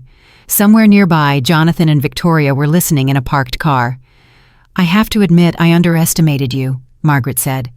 "When I first saw you in my son's house, I thought you were just another maid, invisible, forgettable, someone who would do her job and keep her mouth shut. But you were different. You saw things. You understood things. You had the courage to act when everyone else was too afraid." She smiled. It was a cold smile, empty of warmth. "In another life, I might have admired that, but in this life, you've become a problem I need to solve." Maya kept her voice steady. "Is that what Dorothy was? A problem you needed to solve?" Margaret's smile flickered. "Dorothy was a necessity. She served her purpose. I made sure she was compensated. You blackmailed her for 50 years. You threatened to destroy her life if she ever told anyone about nursing Jonathan. I protected my family's reputation. That's what mothers do. You're not protecting anyone. You're controlling them. There's a difference." Margaret leaned forward slightly. "And what would you know about protecting a family? You couldn't even protect your own son." The words hit Maya like a physical blow. She felt the air leave her lungs. For a moment she could not breathe. "That's right," Margaret continued. "I know about Marcus. I know he died in his sleep 6 weeks before you came to work for my son. I know you blame yourself. I know you lie awake at night wondering if you could have saved him." Maya's hands were shaking. She gripped the edge of the table to steady them. "Don't you talk about my son." "Why not? You inserted yourself into my family. You made decisions about my grandson without consulting anyone. You crossed lines that should never be crossed. Why shouldn't I cross a few lines of my own?" Maya took a deep breath. She had to stay calm. She had to keep Margaret talking. "Is that why you hired Patricia Davis to cross lines?" Margaret's expression did not change. "I don't know anyone named Patricia Davis." "Really? Because she filed a police report claiming I stole $5,000 from her 8 years ago, and the timing is very suspicious. Right after I won the custody hearing against you. Coincidence?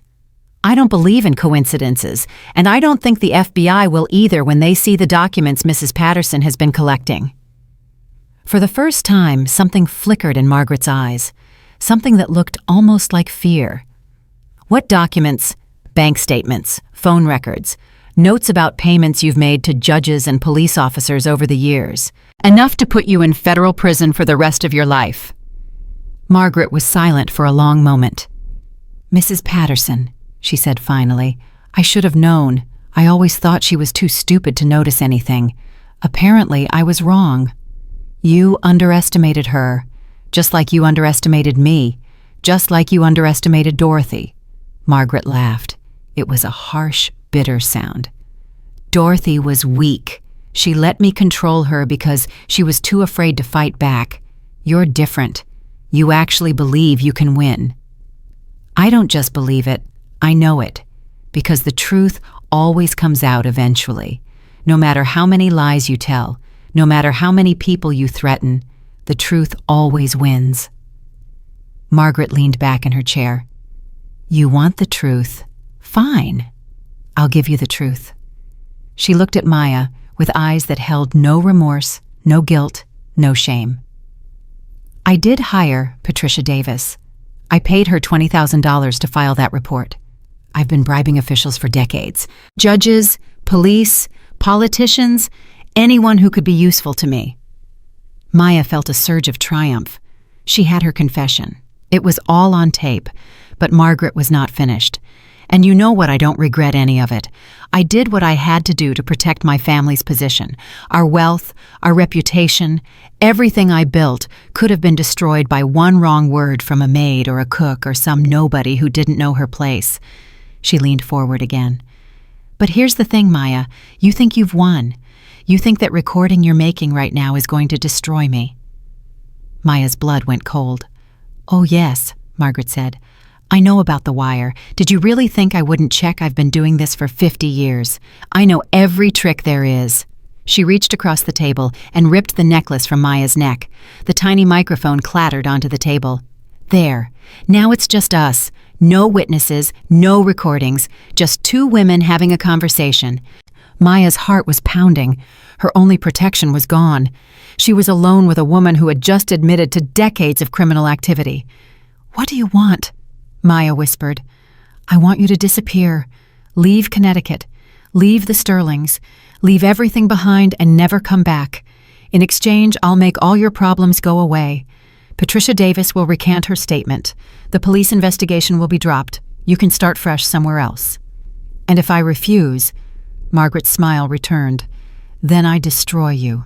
Not just your reputation, not just your career, everything. I will make sure you spend the rest of your life in prison. I will make sure Victoria and Jonathan lose their son again. I will make sure Mrs. Patterson never meets her birth mother. She paused. And I will make sure everyone knows that the real reason your son died is because you were too drugged up to hear him crying. Maya felt the world tilt. That's not true. It doesn't matter if it's true. It only matters what people believe. And I have the resources to make people believe anything. Maya stared at this woman, this monster in pearls and designer clothes, this grandmother who would destroy a grieving mother's reputation to protect her own power. And something inside Maya snapped. No, she said. Margaret blinked. Excuse me. I said no. I'm not going to run. I'm not going to hide. And I'm not going to let you threaten me anymore. Maya stood up. You think you're powerful because you have money, because you have connections, because you've been getting away with this for 50 years. She leaned across the table. I have something more powerful than any of that. I have the truth, and I have people who are willing to stand with me and tell that truth. Dorothy, Mrs. Patterson, Victoria, Jonathan, people who aren't afraid of you anymore. Margaret's face hardened. You're making a mistake. No, you're the one who made a mistake. You thought I was just another maid, someone you could crush and discard, but I'm not. Maya straightened up. I'm a mother, and there's nothing more dangerous than a mother protecting her children, even when those children aren't hers by blood. She turned and walked toward the door. Maya. She stopped but did not turn around. This isn't over. You're right, Maya said. It isn't. But when it is over, you're the one who's going to lose, because people like you always lose in the end. She walked out of the cafe and into the bright afternoon sunlight. Jonathan and Victoria were waiting in the car across the street. Maya climbed into the back seat, shaking. We lost the signal, Victoria said. When she ripped off your necklace, did she confess? Maya nodded. She confessed to everything, Patricia Davis, the bribes, all of it. But the recording was destroyed. The recording in the necklace was destroyed. Maya reached into the pocket of her dress and pulled out a small device, but I had a backup. Jonathan stared at her. You had a second recorder. Mrs. Patterson suggested it. She said Margaret would probably check for the obvious wire, but she might miss something hidden in my pocket. She was right. Victoria grabbed Maya and hugged her so tight she could barely breathe. You brilliant, beautiful, brave woman. You did it. You actually did it. Maya hugged her back. For the first time in weeks, she felt something like hope. But she knew Margaret was right about one thing. This was not over. Not yet. The next 48 hours were chaos. The lawyer took the recording to the FBI. Within hours, federal agents were executing search warrants at Margaret Sterling's home, her office, and 3 other properties she owned across the Northeast. They found everything. Bank records showing decades of bribes. Phone logs connecting her to judges and police officers. A file on Maya that included fabricated evidence, forged documents, and detailed plans to destroy her life. And they found something else, something even Maya had not expected. A second set of letters. Letters Margaret had written to herself, a private journal of sorts documenting every terrible thing she had ever done, every person she had blackmailed, every official she had bribed, every life she had ruined. It was as if she had wanted to be caught eventually, as if some part of her knew that what she was doing was wrong and needed to leave a record for the world to find. Or maybe she just never believed anyone would ever be brave enough to challenge her. Either way, it was over. Margaret Sterling was arrested on a Tuesday morning. The news cameras were there capturing the moment when the elegant society matriarch was led out of her Greenwich mansion in handcuffs. Maya watched the footage on the television in the Sterling living room.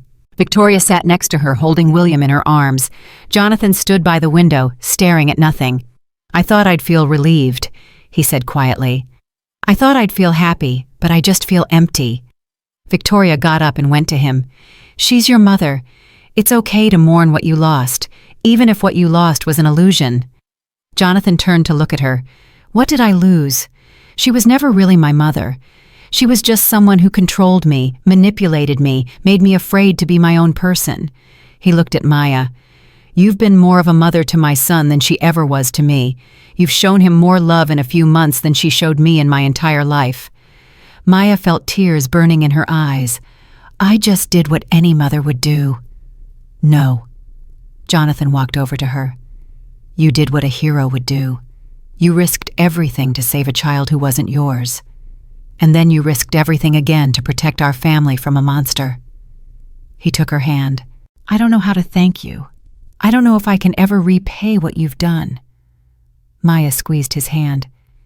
"You already have. You believed me. You stood by me. You treated me like a person, not just the help. That's all I ever wanted." The trial took 8 months. Maya testified. Victoria testified. Jonathan testified. Mrs. Patterson testified. Dorothy, frail but fierce, was wheeled into the courtroom to tell her story one more time. And when it was over, Margaret Sterling was convicted on 37 counts of bribery, fraud, witness tampering, and conspiracy. She was sentenced to 25 years in federal prison. She was 78 years old. She would almost certainly die behind bars. On the day of the sentencing, Maya sat in the courtroom and watched Margaret's face as the judge read the verdict. She expected to see anger, defiance, maybe even hatred, but what she saw was something else entirely.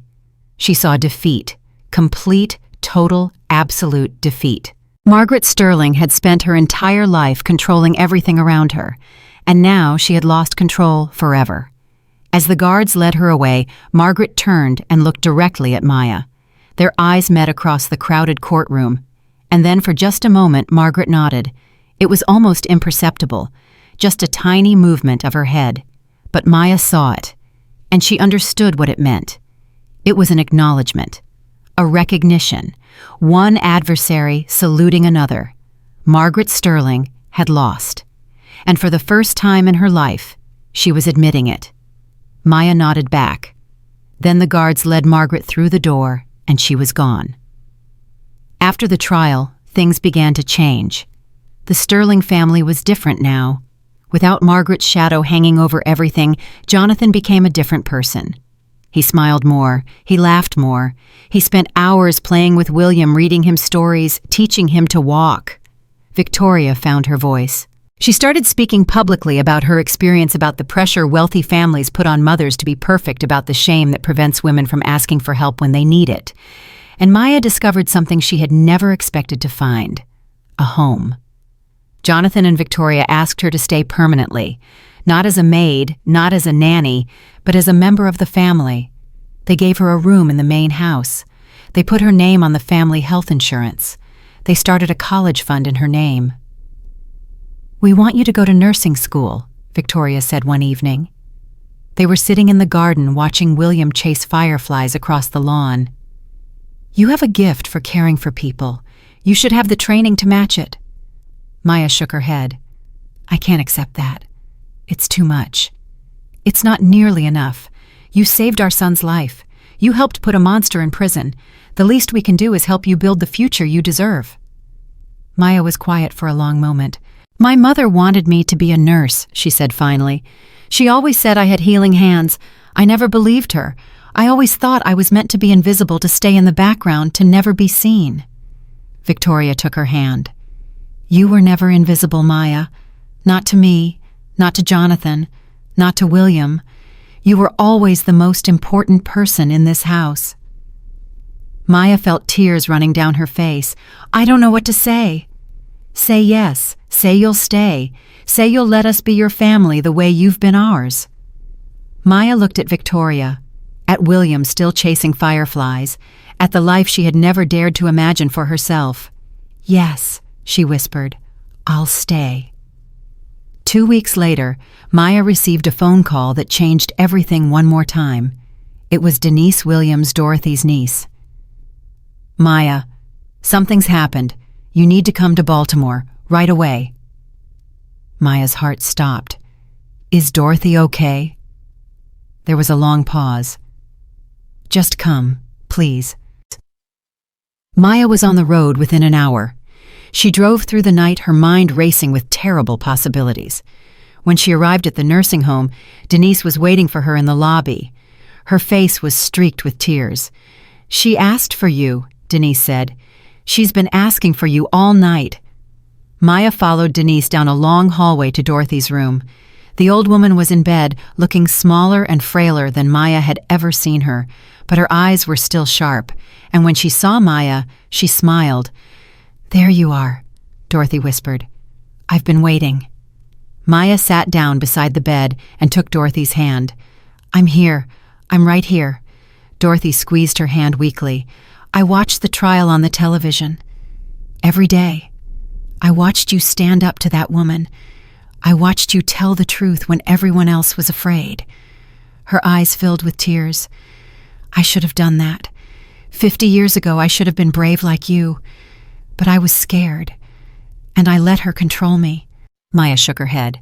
"You did what you had to do to survive. There's no shame in that." "Maybe not. But there's also no honor in it." Dorothy's voice was fading. "You showed me what real courage looks like. You showed me that it's never too late to tell the truth." She reached up and touched Maya's face with trembling fingers. "I want you to have something." Denise stepped forward with a small wooden box. Maya recognized it as the same box that had held Margaret's threatening letter.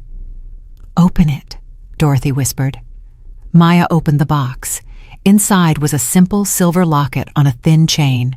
The locket was old and worn, the silver tarnished with age. "This belonged to my grandmother," Dorothy said. "She was a slave. She spent her whole life nursing other people's children, white children, because that was the only way she could survive." Dorothy's voice cracked. "She gave this to my mother. My mother gave it to me, and now I'm giving it to you." Maya stared at the locket. "I can't take this. It's your family heirloom." "You are my family now." Dorothy's grip on Maya's hand tightened. "You carried on what my grandmother started. You used your body to save a child, just like she did, just like I did. You're part of a line of women that goes back generations, women who loved other people's children as their own." Maya felt tears running down her face. "Put it on," Dorothy whispered, "and never take it off. And when you find a woman who needs to hear this story, you pass it on to her. That's how we survive. That's how we keep each other alive." Maya put the locket around her neck. It felt warm against her skin, as if it held the heat of all the women who had worn it before her. Dorothy smiled. "Now I can rest," she said. "Now I can finally rest." She closed her eyes. Her hand went slack in Maya's grip. And Dorothy Williams, who had spent 50 years living in fear and silence, finally found peace. Maya sat with her for a long time. She did not cry. She did not speak. She just held Dorothy's hand and thought about all the women who had come before her, all the mothers who had sacrificed everything for children that were not their own, all the love that had been given in secret, in shame, in silence. It was time for that to change. It was time for their stories to be told. Dorothy's funeral was held on a gray Saturday morning in Baltimore. Maya stood at the graveside wearing the black dress she had worn to her own son's funeral 6 months earlier. The silver locket hung against her chest, warm and heavy with the weight of generations. Mrs. Patterson stood beside her. The cook had traveled from Connecticut the moment she heard the news. She had never gotten the chance to meet her birth mother face to face. Dorothy had slipped away before they could arrange a visit. But Mrs. Patterson did not cry. She just stood there staring at the coffin, her face unreadable. "I spent my whole life wondering who she was," Mrs. Patterson said quietly. "I used to imagine meeting her. I used to practice what I would say." She paused. "And now she's gone, and I never got to say any of it." Maya took her hand. "She knew about you. Denise told me that Dorothy talked about you every day. She kept a scrapbook of your life. Pictures she found online, articles about the Sterling family that mentioned you. She was so proud of you." Mrs. Patterson's eyes finally filled with tears. "She was proud of me. She didn't even know me. She knew enough. She knew you survived. She knew you built a life for yourself. She knew you were strong and capable and good. That was enough for her." Mrs. Patterson was silent for a long moment. Then she reached up and touched the locket around Maya's neck. "She gave you this." Maya nodded. "She said it belonged to her grandmother, a slave who nursed white children her whole life. She said I was part of a line of women that goes back generations." Mrs. Patterson smiled through her tears. "Then we're sisters now, you and me, sisters in that line." Maya squeezed her hand. "Sisters." After the funeral, Maya went back to Connecticut with Mrs. Patterson. They drove together in silence for most of the way, each lost in their own thoughts. But as they crossed the border into Connecticut, Mrs. Patterson spoke. "I'm going to quit." Maya looked at her. "Quit the Sterlings. Quit everything. Cooking for wealthy families, being invisible, pretending I don't notice the things that happen in front of my eyes." She gripped the steering wheel tighter. "Dorothy spent 50 years being afraid. I spent 15 years working for the woman who kept her afraid. I can't do it anymore. I need to start over." Maya understood. Sometimes starting over was the only way to survive. "What will you do?" Mrs. Patterson shrugged. "I don't know yet. Maybe open my own restaurant. Something small. Something that's really mine." She glanced at Maya. "What about you? What are you going to do now that it's all over?" Maya touched the locket at her throat. "I'm going to nursing school. Victoria and Jonathan are paying for it. They want me to get my degree, become a real nurse." "That's wonderful." "And I'm going to tell Dorothy's story. All of their stories. The women who came before us. The ones who were silenced and forgotten. Someone needs to remember them." Mrs. Patterson nodded. "Someone does." They drove the rest of the way in comfortable silence. The months that followed were the happiest of Maya's life. She enrolled in nursing school at Yale. It was harder than she expected. She was older than most of the other students. She had not been in a classroom in years, but she threw herself into the work with a determination that surprised even herself. Every morning she woke up before dawn to study. Every evening she came home to the Sterling mansion and spent time with William. The boy was walking now, toddling around the house on unsteady legs, getting into everything. He called her Mama Maya. The first time he said it, Maya cried for an hour. Victoria found her in the nursery sobbing and asked what was wrong. "Nothing's wrong," Maya said through her tears. "Everything is right. For the first time in my life, everything is exactly right." Victoria sat down beside her and took her hand. "You know your family now. Not just William's godmother, not just our friend, family." Maya nodded. "I know." "Good. Because Jonathan and I have been talking and we want to make it official." Maya looked at her confused. "What do you mean?" Victoria pulled out an envelope and handed it to Maya. "Open it." Maya opened the envelope. Inside were legal documents. She read them slowly, not quite understanding what she was seeing. And then she understood. "You want to adopt me?" Victoria laughed. "Not quite, but we want to make you William's legal guardian along with us. If anything ever happens to Jonathan and me, you would take care of him. You would raise him as your own." Maya stared at the documents. "I don't know what to say." "Say yes. Say you'll be part of our family forever. Say you'll never leave us." Maya looked at Victoria, at the woman who had become her closest friend, at the mother who had trusted her with her dying child. "Yes," Maya whispered. "Yes, I'll stay. Forever." Victoria hugged her so tight Maya could barely breathe. "Thank you. Thank you for saving my son. Thank you for saving all of us." 2 years later, Maya graduated from nursing school. The ceremony was held at Yale. Maya walked across the stage to receive her diploma while Victoria and Jonathan cheered from the audience. William sat between them, clapping his hands and yelling, "Mama Maya, Mama Maya," so loud that everyone turned to look. Maya did not care. She waved at him from the stage, tears streaming down her face. She had done it, despite everything she had been through, despite losing Marcus, despite Margaret's attacks, despite all the people who had tried to make her feel small and worthless. She had become a nurse, a healer, someone who could save lives. After the ceremony, there was a party at the Sterling mansion. Friends and family gathered to celebrate. Even Mrs. Patterson came looking happier than Maya had ever seen her. Her restaurant had opened 6 months earlier and was already getting rave reviews. "I'm so proud of you," Mrs. Patterson said, hugging Maya. "Dorothy would be so proud of you." Maya touched the locket at her throat. "I think about her every day. I think about all of them. The women who wore this before me. You're carrying their legacy now. You're making sure they're not forgotten." Maya nodded. "I'm trying." That evening, after the guests had gone home and the house was quiet, Maya walked out to the garden. The sun was setting, painting the sky in shades of orange and pink. She sat on a bench and looked up at the sky. "Marcus," she whispered, "I hope you can see me. I hope you know that I never forgot you, not for 1 second." Tears ran down her face. "I used to blame myself for your death. I used to think if I had done something different, checked on you one more time, you would still be here. But I know now that it wasn't my fault. Some things just happen and there's no one to blame." She touched the locket. "I think you sent me here. I think you wanted me to save William, to find this family, to discover my purpose. You couldn't stay with me, but you made sure I wouldn't be alone." The wind rustled through the trees, soft and gentle. "I love you, baby. I will always love you, and I promise to make you proud, every single day for the rest of my life."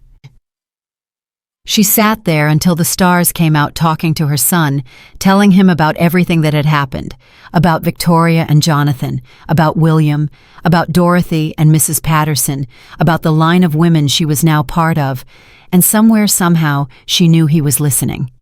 3 years later, Maya got a phone call that changed everything again. She was working at the hospital now, a pediatric nurse specializing in infant feeding disorders. She had become an expert in the field, helping babies who struggled to eat, saving lives the way she had once saved William's. The call came on a Tuesday afternoon. "Ms. Johnson, this is Dr. Rebecca Chen from Boston Children's Hospital. I'm calling about a patient of mine." Maya set down her coffee. "How can I help you?" "I have a baby here, a 3-week-old boy who is refusing to eat. We've tried everything. Formula feeding tubes, medication, nothing works.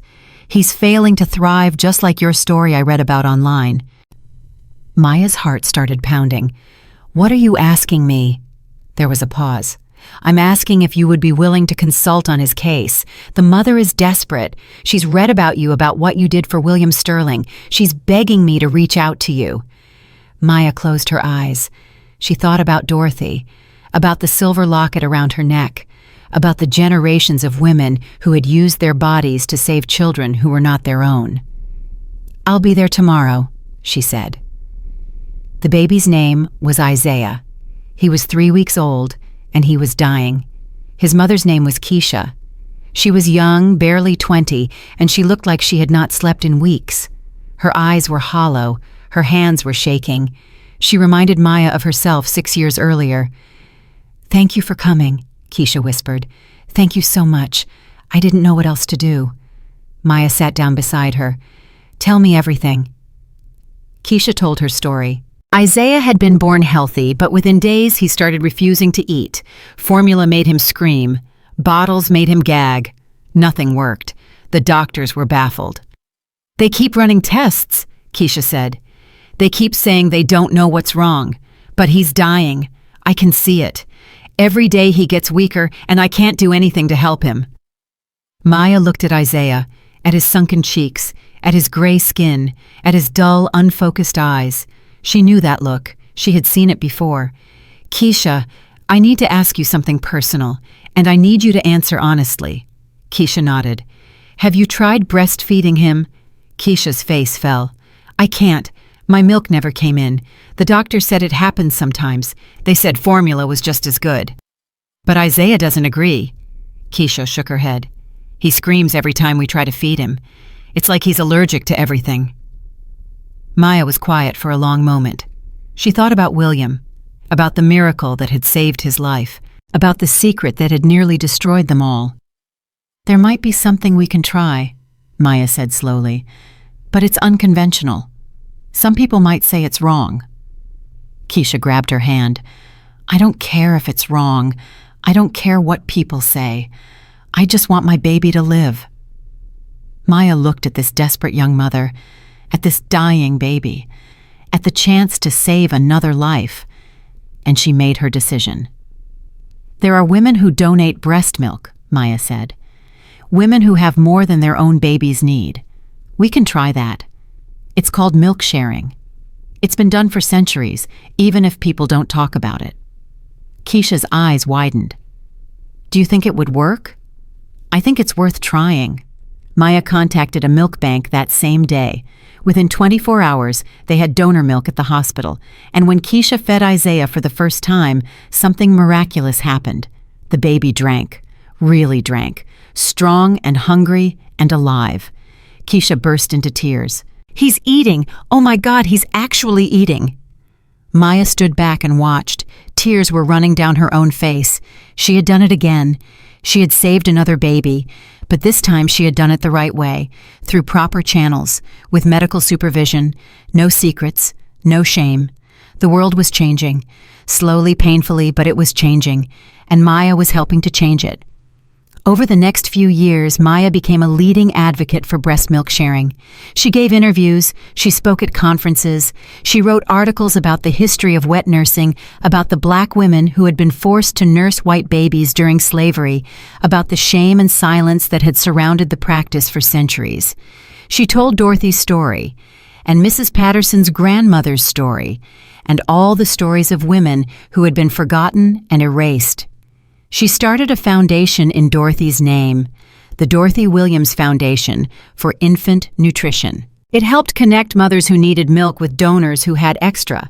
It provided education and support. It worked to remove the stigma that still surrounded breast milk sharing, and everywhere Maya went, she wore the silver locket. "This belonged to a slave," she would say.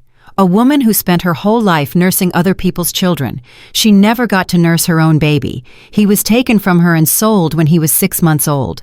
But she survived, and she passed this locket down through generations to remind her descendants that love is never wasted, that what we do for other people's children matters, that we are all connected mothers and babies across time and space and history." People listened. They cried. They donated money. They shared their own stories. The silence was finally breaking. On William's 5th birthday, the Sterlings threw a huge party. The garden was full of children and balloons and laughter. William ran around with his friends, healthy and strong and full of life. Maya stood off to the side watching him play. Victoria came to stand beside her. "Do you remember what he looked like when we brought him home from the hospital?" Victoria asked. Maya nodded. "I remember everything.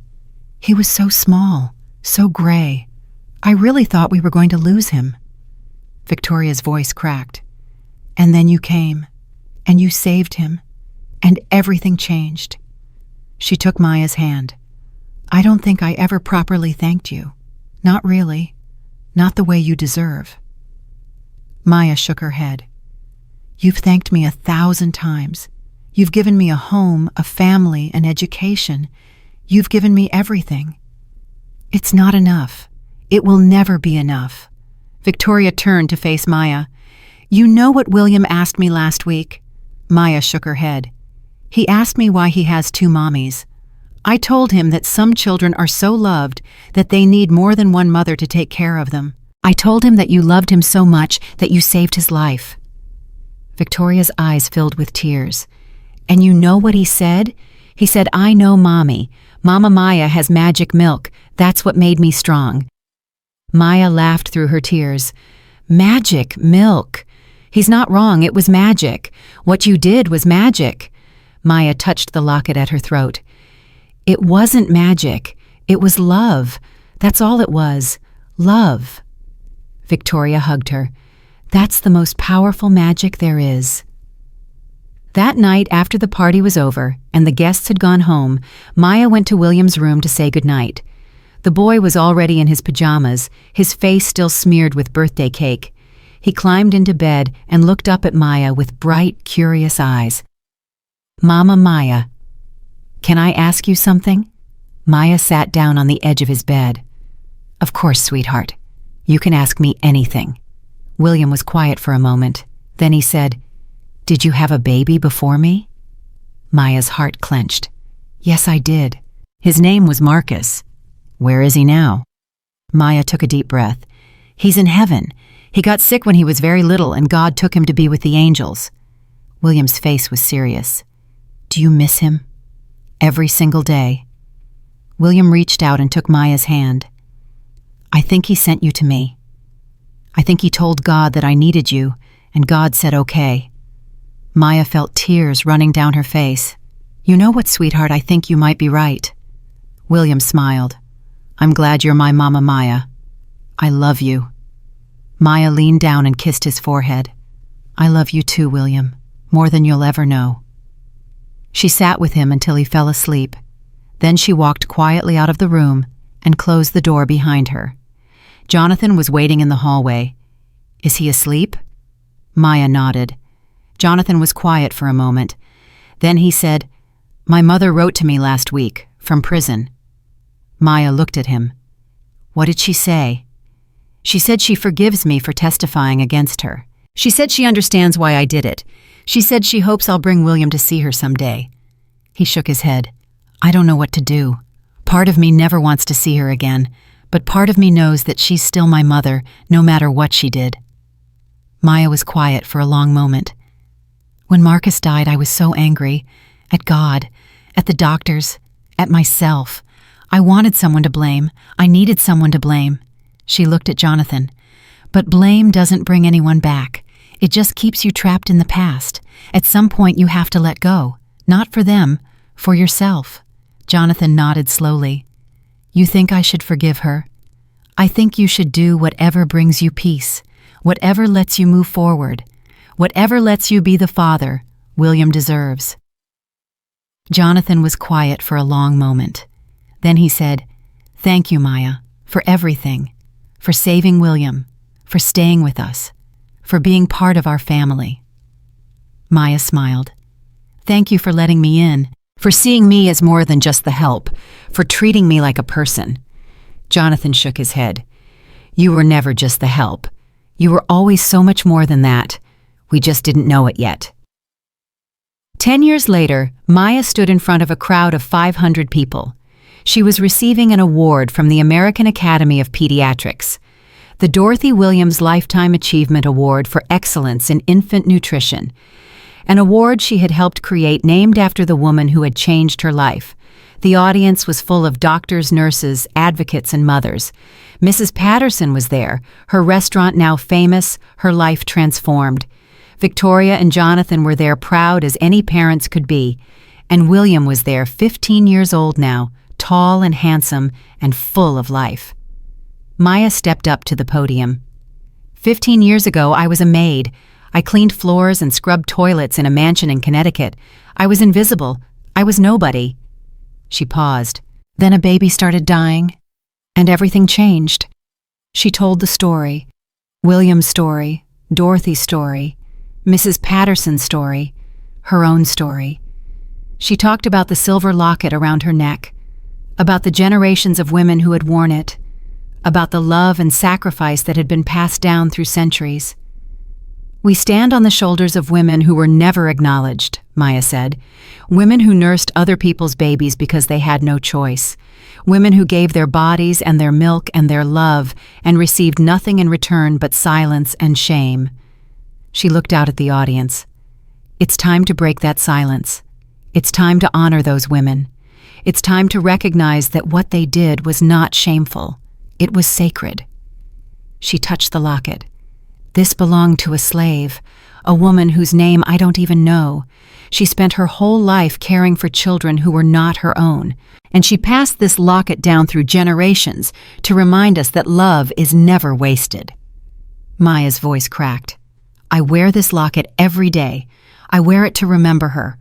I wear it to remember Dorothy Williams and all the women like her. I wear it to remind myself that what we do for other people's children matters." She looked directly at William. "And I wear it to remember my own son Marcus. He was only 2 months old when he died. I never got to see him grow up. I never got to watch him become a man." Tears ran down her face. "But I believe he sent me to William. I believe he wanted me to save another mother's child because I couldn't save my own. And I believe he's watching me right now, proud of everything I've become." She wiped her eyes. "I'm not here because I'm special. I'm here because I did what any mother would do. I saw a baby who was dying, and I helped him live. That's all. That's everything." She held up the award. "This is for Dorothy Williams, for Mrs. Patterson's grandmother, for all the women who came before me, and for all the women who will come after me who will continue to love and sacrifice and nurture other people's children." She smiled through her tears. "This is for all of us, the mothers, the real ones, the ones who know that love has nothing to do with blood." The audience rose to their feet, 500 people applauding and cheering and crying. Maya stood at the podium and let the sound wash over her. She thought about everything she had been through, the loss, the pain, the fear, the hope, and she knew with absolute certainty that it had all been worth it. After the ceremony, William came up to her. He was almost as tall as she was now. His face was serious, thoughtful. "Mama Maya, can I ask you something?" Maya smiled. "Of course, sweetheart. You can ask me anything." William was quiet for a moment. Then he said, "When I grow up, I want to help people the way you do. I want to make a difference." "How do I do that?" Maya reached up and touched his face. "You already make a difference, William, every day, just by being who you are." She touched the locket at her throat. "But if you want to know the secret, here it is. The secret is love, real love, the kind that doesn't ask for anything in return, the kind that sees someone in pain and reaches out to help even when it's hard, even when it's dangerous, even when everyone tells you not to." She smiled. "That's all I ever did. I loved you, and I never stopped." William hugged her. "I love you too, Mama Maya. I always will." Maya held him close, and in that moment, standing in the arms of the child she had saved, wearing the locket that connected her to generations of women who had loved and sacrificed, Maya Johnson finally understood. She was not invisible. She was not nobody. She was a mother, a healer, a keeper of stories, and she was exactly where she was supposed to be.